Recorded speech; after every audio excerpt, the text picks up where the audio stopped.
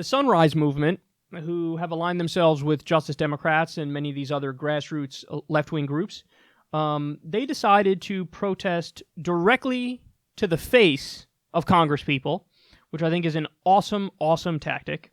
So here they are talking to a Democrat who received contributions from the fossil fuel industry. I think his name is Frank Pallone. Check this out. How old are you? I'm 19. You're 19. I've been working on this longer than before you were born. 7, 8. Which side are you on now?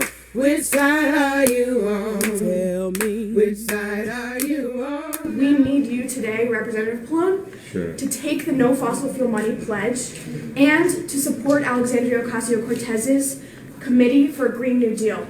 We are very concerned that the special committee is just a bureaucratic, element that would be injected in here that would delay the climate agenda. I don't think you realize that you're preaching to the choir, because this is, and we recognize this is an existential issue. If you look at our agree fires that this is the and the greatest lives lost in existential California. threat of our lives, why would you not support Alexandria Ocasio-Cortez's Select Committee for a Green New Deal? Because it's a bureaucracy. But it's not. It's the actual only real solution that we have seen that addresses the scope and scale of the crisis. So what about this? Why don't How you about be our you pledge partners not in to this? take fossil fuel money? Well, that's a different issue. I don't even Why know is it how a to different define issue? that. I mean, I don't. From oil, gas, and coal executives But oil refusing. and gas, who are the oil and gas people that give to me? They hate me. I don't. Cause fossil fuels keep paying you. Does weigh on you at all. Which side are you on? Which side? I Records assure that you you've taken that over $130,000. Which side are you on? Which side you on? Which side? Representative, which side are you on? all right, would you just make sure you give us at least the two of your phone numbers, and we'll get back to you. All right? Which side are you on now? Which side are you on? Which side are you on now? Which side are you on? Thanks a lot. Which side are you on now? So first of all, let's just say that this is the exact kind of activism that is actually going to make a difference. Because here's what we learned with our direct experience. When you pressure them directly, they feel like they have no choice. That's what happens. In fact, that's what happened with Medicare for All. I'm sure many of you guys remember, and I'm sure many of you guys were engaged on this issue. When we meaning Justice Democrats, Our Revolution, and a bunch of other grassroots activists, when we put out the signal to all you and said, okay, here's what we're going to do. You are going to call your congresspeople and you're going to tell them you support Medicare for All or you lose our support. Or we don't vote for you, our families don't vote for you. We're going to make sure none of us vote for you if you don't support Medicare for All. This one is a non-negotiable. End of conversation. We've drawn a line, support it or else. When we did that, remember, we took the number of people who supported Medicare for All. I don't remember the original number, 20, something like that. And then all of a sudden it's now over 100. So that was directly because of, and I heard, because at the time we were working directly with Justice Democrats, I heard from Congress people who were like, you guys aren't playing around. So in other words, it's like they got a zillion phone calls into their respective offices in a short time frame, and they were like, okay, I support Medicare for All. I can't not support it because it's obviously so overwhelming that I would be committing political suicide if I didn't support it. So the thing to take away from that is that's what works. Either calling them directly, or in this case, I think this is even a little bit better, Sunrise Movement going directly to Congress to say, hey, we're here and here's what we want you to do. Because then what are they going to... Well, see, what happened was the sun was in my eyes, and I'm not sure about... And then releasing these little videos where you make him look like a jackass because he's like, I haven't taken money. And then they show, oh, here's the interest you've taken money from. Wonderful. Absolutely wonderful. And you know what this shows me? This shows me that the left is getting serious about accruing political power. For the longest time, we weren't. We just weren't. We weren't organized. It's hard to get people on the left organized because as a general rule, we're independent thinkers. So we feel like, I don't want to be part of... Why am I going to be part of a fucking group? I don't need to do that. I'm my own person. But listen, man, the opposition we're up against, you look at evangelical Christians, they are a fucking voting bloc, and they are active politically. Whereas on the left, oftentimes, I've had conversations with them, I'm sure you have too, they go, I just don't vote, ever. What? But you believe in Medicare for all? Yeah. You believe in a living wage? Yeah. You think we should end the wars? Yeah. So why aren't you politically involved? Then nobody represents me. Okay. Make them fucking represent you. Look at what they're doing. They're making this guy represent them. Now, you're not going to win across the board. There's always going to be setbacks. There's always going to be annoying things, and you're always going to have to go back to the drawing board from time to time. But the fundamentals are correct now, and the fundamentals are direct pressure. Direct pressure. So I love what they're doing here. There's one thing really got under my skin. Frank Pallone's, I guess, co-worker or whatever. I don't know if she was a representative or if she was an assistant or what have you, but she was like lecturing them like, I've been working on this since longer than before you were born. I've been working on this since before you were born. And, you know, the first thing that popped in my mind was, oh, okay, then you've been a failure, because how far have you gotten? You've gotten nowhere. You've gotten nowhere. Where's our comprehensive climate change reform package, you know? Listen, say what you want about the Republicans. Here's what we want to cut taxes for the rich. And then they have a bill to cut taxes for the rich, like, the day after. Whereas on the left, we're like, okay, we want to do something about climate change. What exactly do you want that to be? I'm not sure. So, okay, that's a problem. We need to have specific, and we're getting there, Medicare for all, free college, living wage, we're getting there. But on some issues, like, okay, Green New Deal, but what's in the Green New Deal? So when she's like, oh, I've been working on this since before you were born. Okay, then why have you failed so miserably? Because you can't even, see, here's the thing. If Frank Pallone was going to say, hey, listen, I don't want to be for the Green New Deal committee, but it's because it's a bureaucracy, and here's my specific proposal on climate change. Honestly, that's a different story.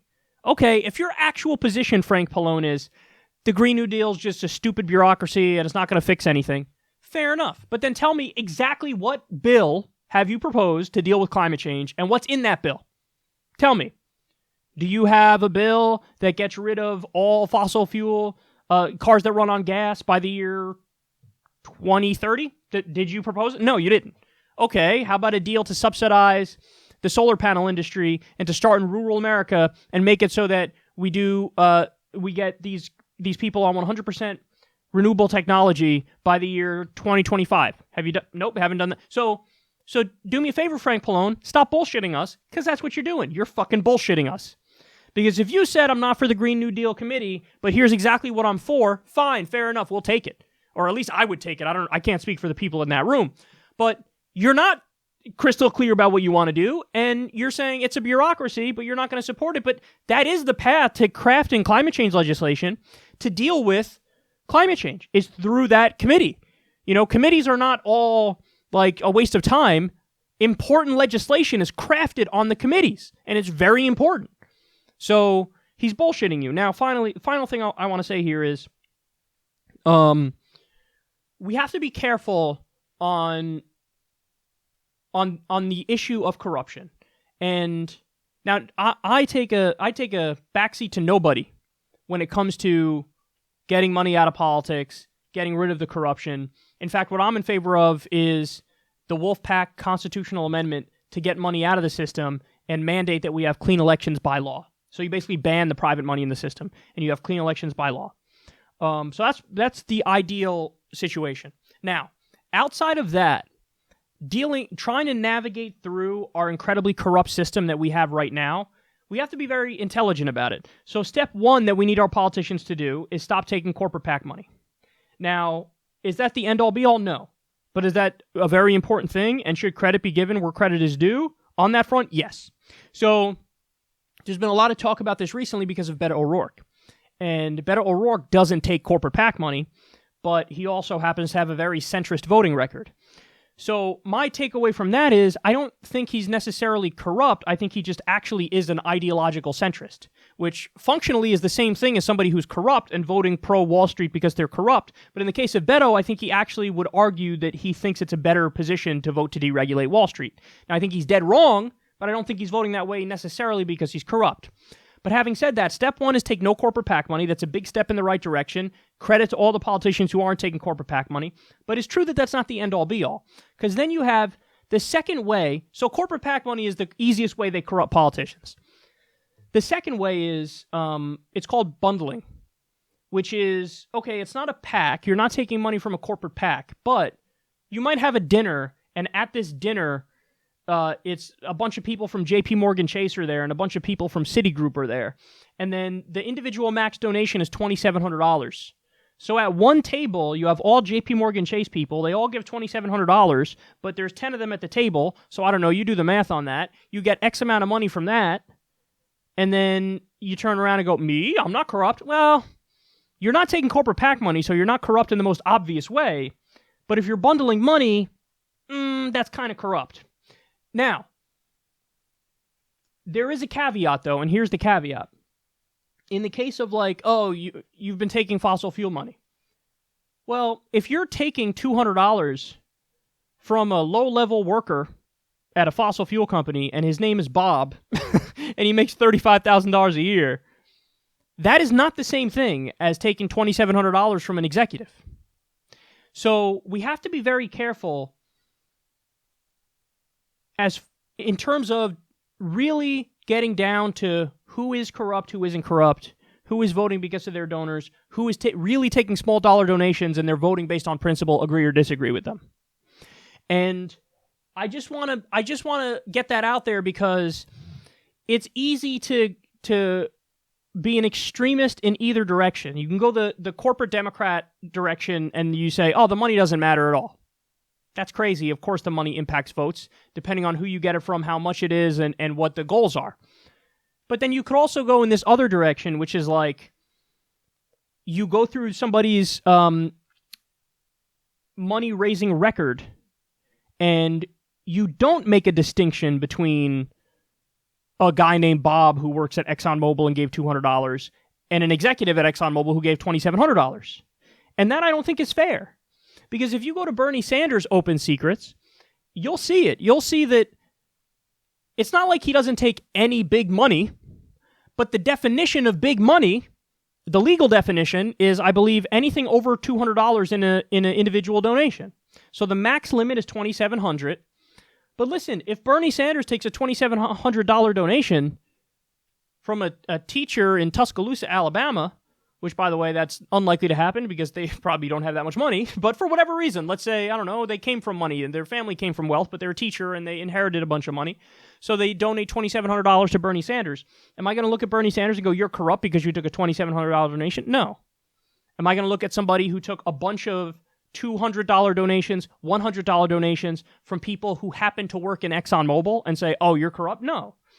It's all about the voting record, okay, and then what actually is corrupt. So if you're taking corporate PAC money and if you're bundling big money from executives, then that's corrupt. But outside of that, you got to be careful because sometimes you might misfire and say somebody's corrupt, but not necessarily. It's just that they took, because we ran into this issue with Ro Khanna where Ro Khanna, he doesn't take any corporate PAC money, but he has taken money from people who happen to work at Wall Street or big tech companies, and his voting record across the board is against Wall Street. His voting record across the board is not to give giant corporate welfare checks to big tech companies or anything like that. So you can't call him corrupt, even though if you go read through his record, it'll say, oh my God, he's taken hundreds of thousands of dollars from Wall Street. But it wasn't in corporate PAC money, and it wasn't from bundling either. So it reflects in his voting record that indeed he's not corrupt, even though some people might think he's corrupt if they don't know the nuances of campaign finance. So I'm just saying that because we have to be careful. We have to be careful about evaluating these things in a way that's empirically accurate. Now, in the case of Frank Pallone, listen, I don't know how he took the money from the different fossil fuel companies. I genuinely don't know. I really don't know. But fact of the matter is, his voting record is the most important thing. And his voting record seems to me to reflect like he's not in favor of anything that's going to address climate change. So I think it is fair to go after him and say, hey man, what's going on here? You seem corrupt. You have to support the Green New Deal committee.